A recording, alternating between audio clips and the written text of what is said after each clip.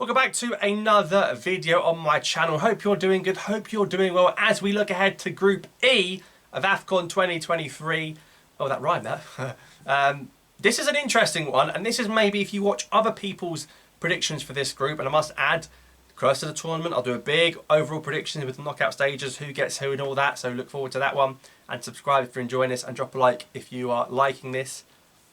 I think I'm going to go quite different to what you're going to see. And listen, this is my opinion on the football. No narratives, no bias. This is what I think is going to happen from what I've seen, okay? So don't get hurt. I can't make all 24 teams win the bloody tournament. It's just not going to happen, is it? Only one team can win it, unless you haven't qualified like Gabon. But anyway, so you've got Tunisia from pot 1 in here. You've got Mali, you've got South Africa, and you've got Namibia. And I have to say, this is a stronger group than people think. And if it wasn't for the group of death in C, this would be right up there. And I'll be honest, Tunisia and Mali, I'm getting bored.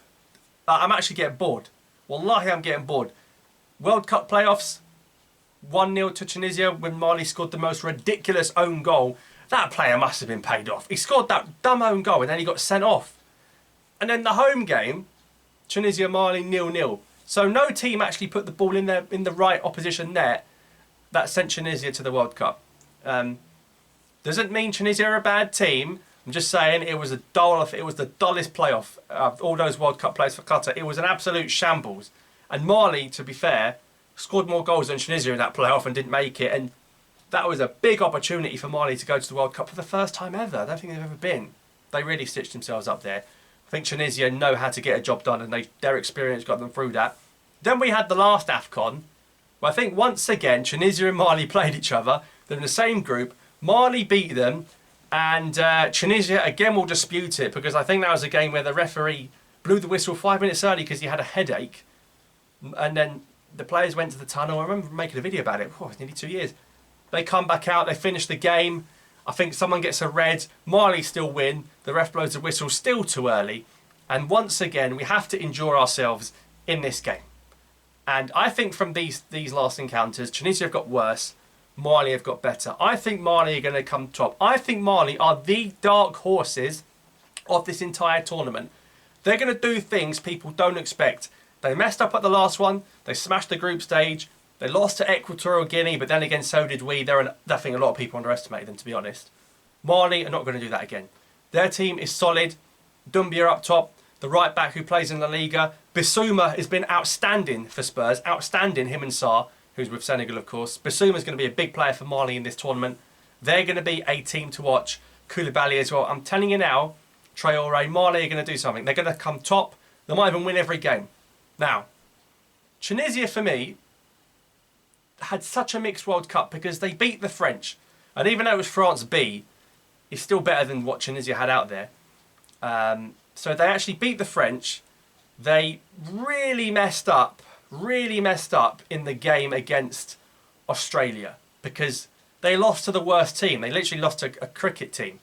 I don't know how. All they had to do was draw to Australia and they would have gone through. Because drawing 0-0 to Denmark is no shame. And obviously they only conceded 1 goal in 3 group games, and Dahman went on a mad clean sheet run. The big pull for Tunisia was keeping it tight at the back. Not the best attacking players, but they kept it tight at the back. And that gave them a chance in every game. They have stopped keeping it tight at the back. They lost to Equatorial Guinea in qualifying. They've just done a tour de Far East. They got battered by South Korea 4-0 without Son. They got battered in Japan without Mitoma. It's not looking good, bruv. So, I think a resurge in South Africa with Lyle Foster at Burnley, with Percy Tau, South Africa are going to come in second place. And I'll tell you what, Tunisia are going to come third and probably go through. And I'm pretty sure last AFCON, they also came third. They lost to Gambia, by the way. Then they went and beat Nigeria in the knockout stage. So because I think Tunisia are coming third, A doesn't mean I think they're going out, and B doesn't mean they're going to have a bad tournament. But they're going to grow in it. They're not going to start off good. I think they're going to grow in it.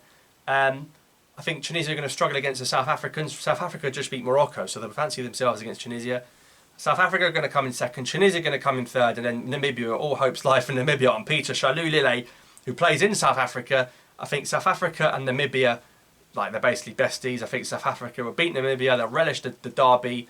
And they're going to come second. Tunisia third, Namibia bottom.